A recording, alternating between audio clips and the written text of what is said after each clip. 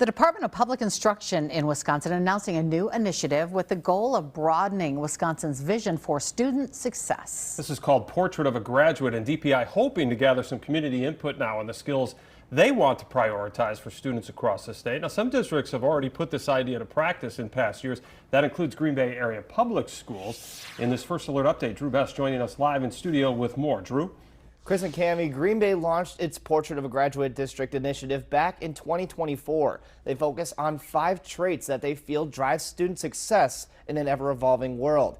You can see them right here. It's academic achievers, communicators and connectors, personal architects, leaders and teammates, and empowered navigators. The district says this initiative involves continuous intensive work to prepare students for the future. However, Green Bay's Associate Superintendent David Johns says it is refreshing to see DPI take a similar approach to evolving education.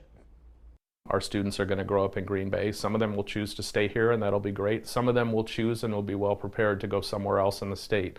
And to know that they land somewhere where that community has been a part of a broader conversation about what it means to be an educated student in Wisconsin, I think is really valuable.